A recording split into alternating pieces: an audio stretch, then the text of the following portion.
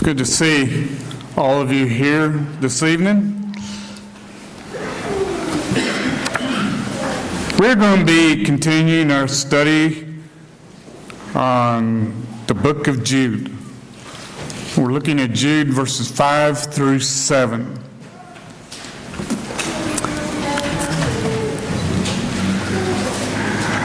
Let's go ahead and read this passage. Remember that Jude is writing to the Christians at that time, those who are the called, the beloved in God, and kept for Jesus Christ. And he is writing because he is warning them of that which is about to take place and threatening the church as it was at that time. I desire to remind you, though you know all things once for all, that the Lord, after saving a people out of the land of Egypt, subsequently destroyed those who did not believe. And angels who did not keep their own domain but abandoned their proper abode, he has kept in eternal bonds under darkness for the judgment of the great day, just as Sodom and Gomorrah and the cities around them, since they in the same way as these indulged in gross immorality and went after strange flesh, are exhibited as an example in undergoing the punishment of eternal fire. Soldiers learn by repetition. In the American Army, servicemen receive their initial instruction under the supervision of a drill sergeant. And during basic training, he will require them to repeat exercises designed to help them master the skills of warfare. The idea is to rehearse these abilities until they become instinctive and cannot be forgotten under the stressful condition of combat. Well-trained troops do not panic when they come under fire. Their state of readiness is evidenced by their ability to stay calm under intense pressure. Those who dread the demanding routine of boot camp come to see its wisdom when conflict erupts. Soldiers of Christ are no different. If God's people are to keep their composure in the midst of trials, there are certain ideas that must be ingrained in our hearts and minds. The certainty of judgment is one of them. Although home life is different from military life, they are similar in at least one respect. Both are critical training grounds. Parents are preparing young people for the ongoing struggles of human existence. Children tire of hearing the same advice over and over again. Just ask a teenager, okay? But wise parents understand the value of repetition. The important lessons of life need to be constantly reinforced. As a loving parent, the Heavenly Father knew there were things His children needed to hear repeatedly for their spiritual safety. Philippians 3, verse 1. These messages were delivered by the preaching and writing of Spirit-guided men like Jude.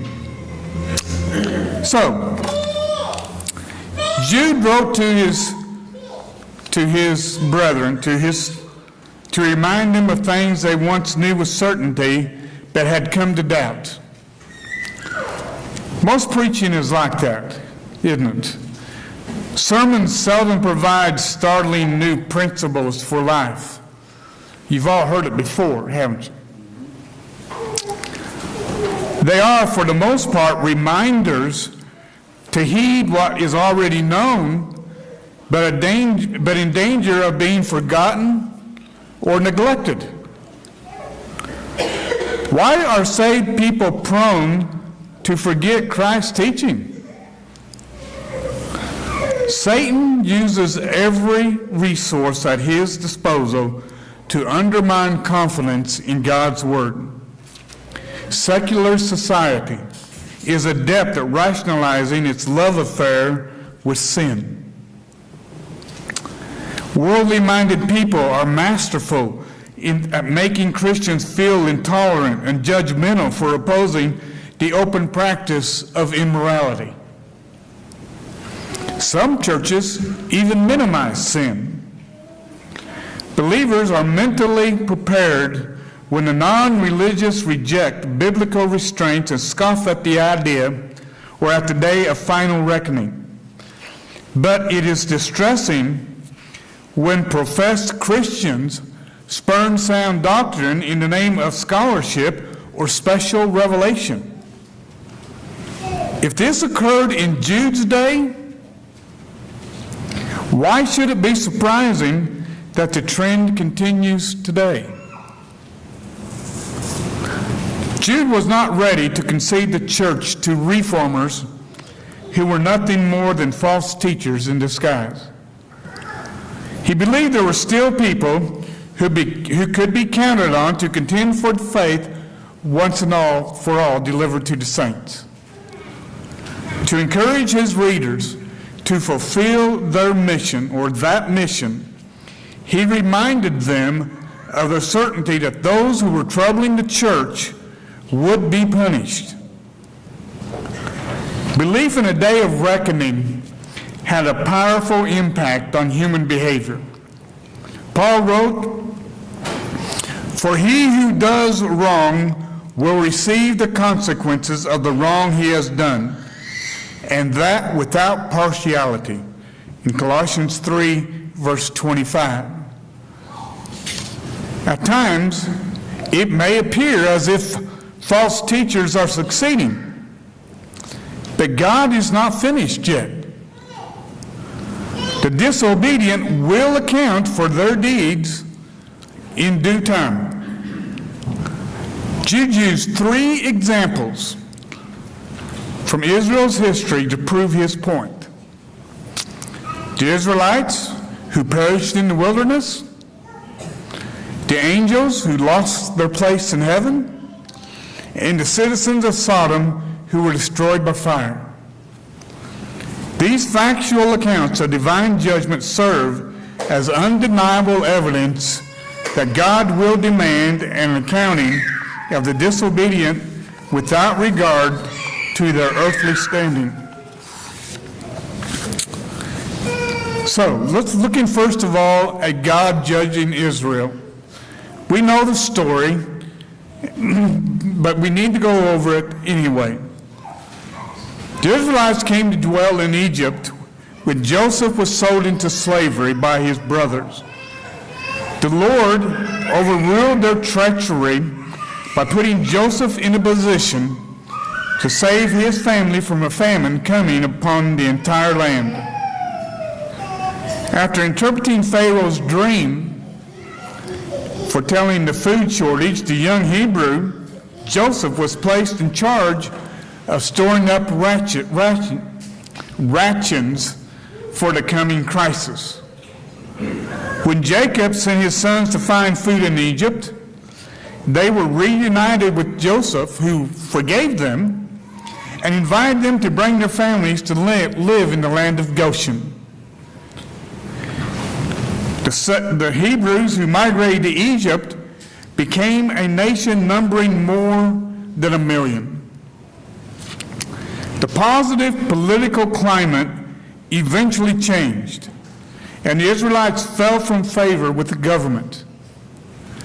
A king rose to power who was ungrateful for what Joseph had done to help their country survive one of its most desperate hours. The Israelites were enslaved and mistreated, but their cries were heard by God in heaven.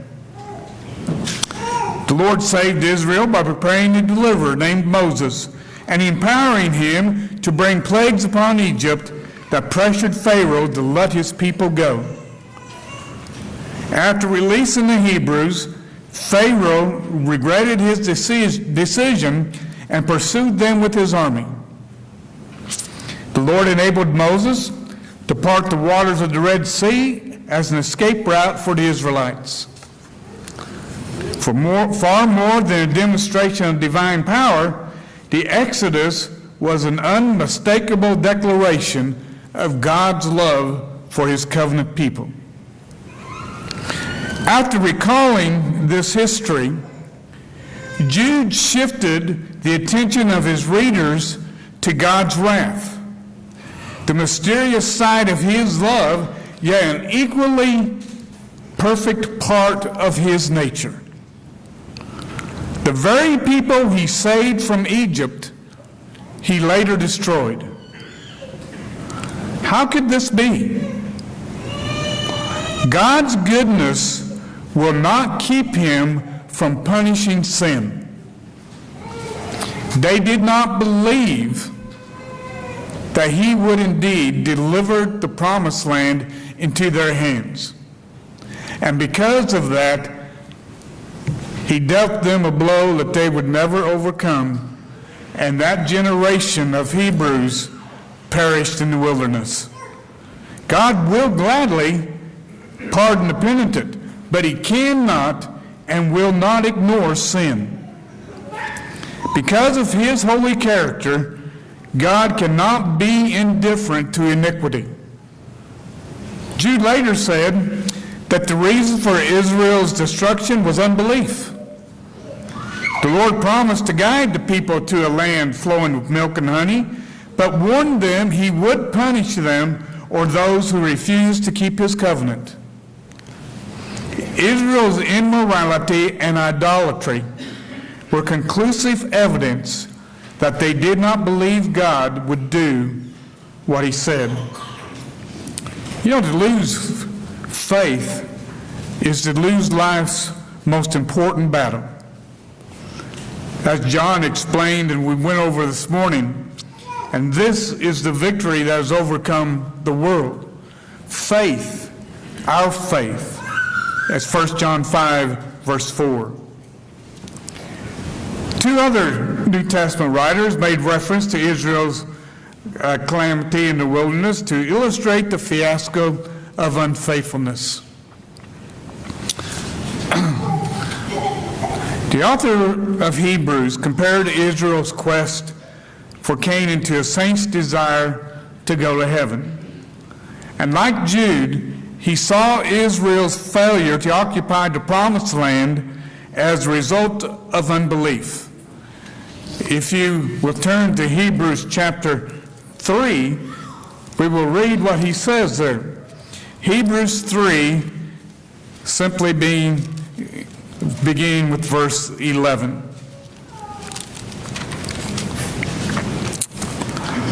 As I swore in my wrath, they shall not enter my rest.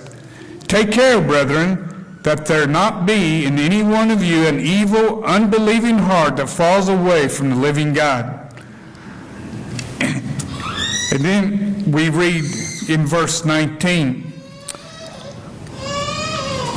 So we see that they were not able to enter because of unbelief. Therefore let us fear if, while a promise remains of entering his rest, any one of you may seem to have come short of it.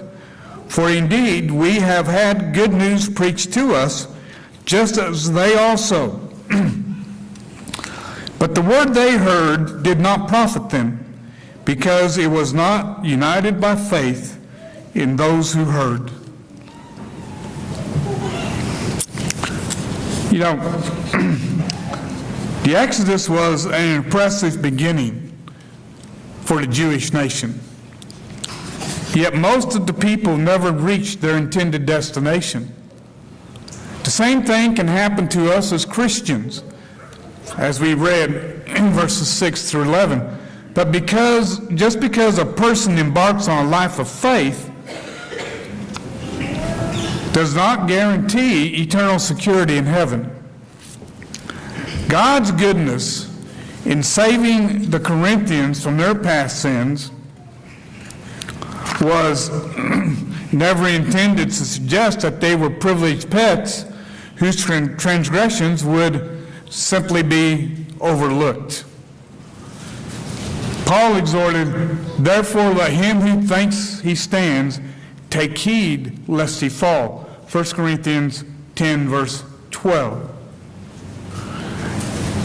Paul in 1 Corinthians 10, 1 through 13 spoke of the fact that the mishaps or the sins of the Jews during that period of time were to serve us or to serve the church as an example of what not to do.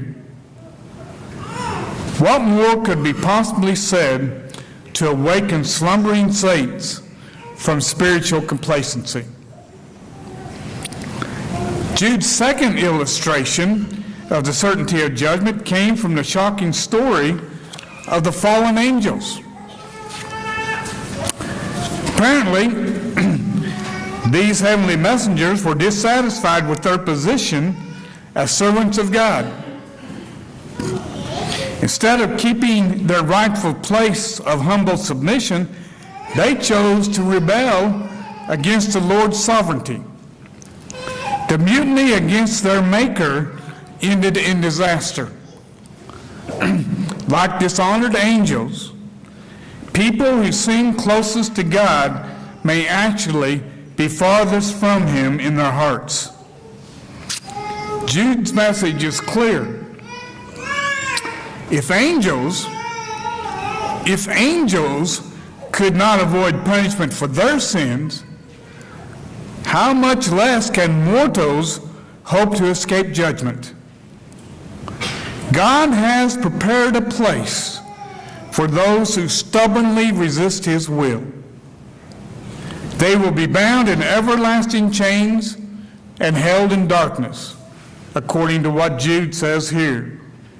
You know, it's terrifying to anticipate the future of those who fall into the hands of the living God unprepared for eternity.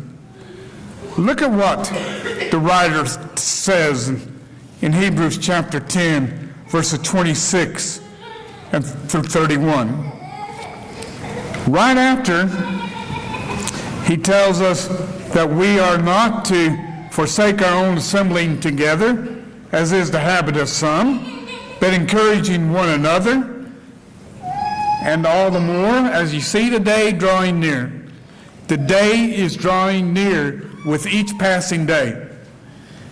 And then he goes on to say, for if we go on sinning willfully after receiving the knowledge of the truth, there no longer remains a sacrifice for sins. For a terrifying expectation of judgment and the fury of a fire which will consume the adversaries, and anyone who has set aside the law of Moses dies without mercy on the testimony of 2 or 3 witnesses. How much severe punishment do you think he will deserve who has trampled underfoot the Son of God and has regarded as unclean the blood of the covenant by which he was sanctified and has insulted the Spirit of grace? What do you think? The day of judgment is approaching. Although false teachers choose to ignore it, they cannot escape it. On that day, all people will appear before the throne of glory to be judged by Christ. The righteous and unrighteous will be separated as a shepherd divides his sheep from the goats. The wicked will hear the pronouncement, "Depart from me, you cursed, into the everlasting fire prepared for the devil and his angels." Matthew 25, verse 41. Understanding that defiant men will share the same destiny as obstinate angels, Jude urged his readers to maintain an attitude of loyal, loving obedience to God, lest they forfeit their place in heaven.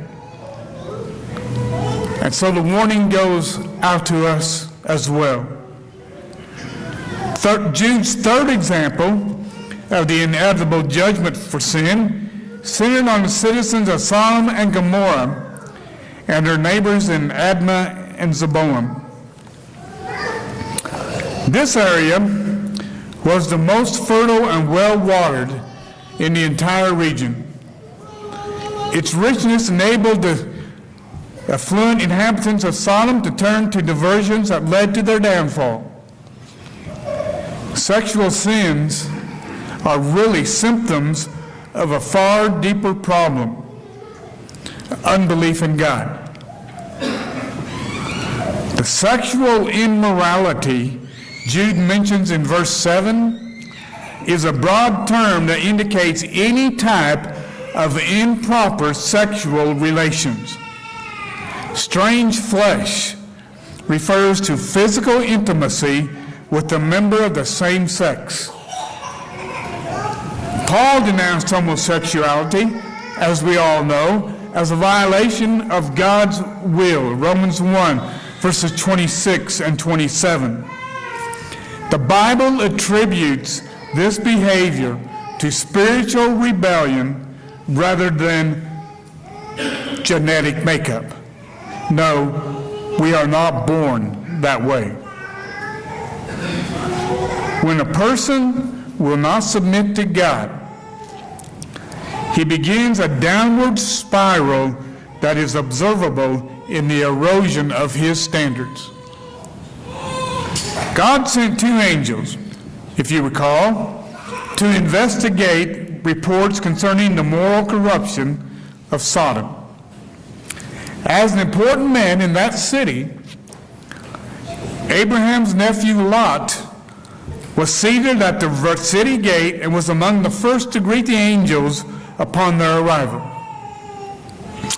Knowing the dangers lurking within Sodom's streets, Lot insisted that they stay at his home for the night. Before they could retire for the evening, the men of Sodom, young and old alike, surrounded the house. They demanded that Lot hand over his guest so they could molest them. The host pleaded with his neighbors not to violate the sacred protection of his home in order to gratify their wicked desires. Enraged that a relative newcomer had made himself their judge, the Sodomites threatened to do worse things to Lot than what they had planned for his guest. The men of the city inched forward, and you can just picture this, intending to break down Lot's door. Disaster was averted when the angel struck the men with blindness. The sightless Sodomites wore themselves out while groping to find the entrance. Lot and his daughters fled to the safety of Zoar, and the angels unleashed the fury of heaven upon Sodom and its surrounding cities. Fire and brimstone rained from the sky and destroyed the cities and their inhabitants. Lot's wife, as you recall, ignored the angel's command not to look back and died as a result of her delay. Her lifeless body became a memorial to the danger of a divided heart. Jude stated that Sodom and Gomorrah were set forth as an example. God was making a point in the destruction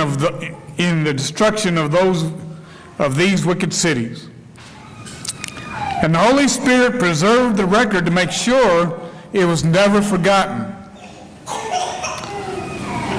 Like funeral mourners who file by the casket of the deceased, God wanted all humanity to witness the wrath in store for the wicked.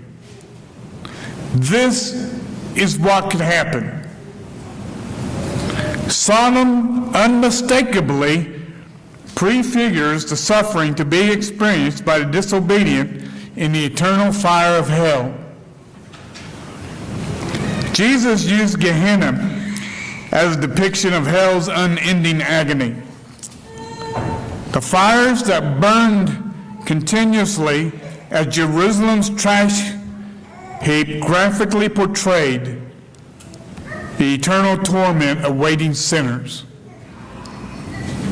John, whose vivid descriptions of heaven have thrilled saints for centuries,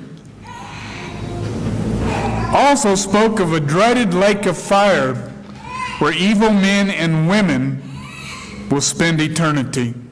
Revelation 20, verse 15. On the day of judgment, and that day will come. Of that day we are uncertain, but we know it will come. We know it didn't come yesterday, but does that leave out the possibility of it being today? If it doesn't come today, it doesn't leave out the possibility for tomorrow, does it? It's not possible to pinpoint the exact day and hour of this final reckoning, as Luke tells us in Luke 17, verse 28 and 29. What can be known for certain is that sin will be punished, and those who choose to be disobedient to God's will. 2 Thessalonians 1, verse 8, Jesus will come with the trump of a loud trumpet, and he will punish those who have been disobedient to the will of God. So in conclusion, I won't say it. Jude used these stories from Israel's history to remind his readers that God would demand an accounting from the false teachers who were troubling the church. They would not succeed in the end. It may appear like they're succeeding because the denominations are growing larger and larger in number. But their unbelief in God's eyes still exists. And in the end, their success will be deemed by God to be sin, because they have not abided by the will of God. It's easy to become disheartened when evil appears to be advancing and winning the day. But Christians must not become discouraged and give up their defense of truth. We must never lose confidence that God will punish unrepentant sinners and vindicate the faithful in the end. The last word always belongs to the Lord, and let us not forget it. This is the lesson that we learn from these 3 verses in the book of Jude. Jude thought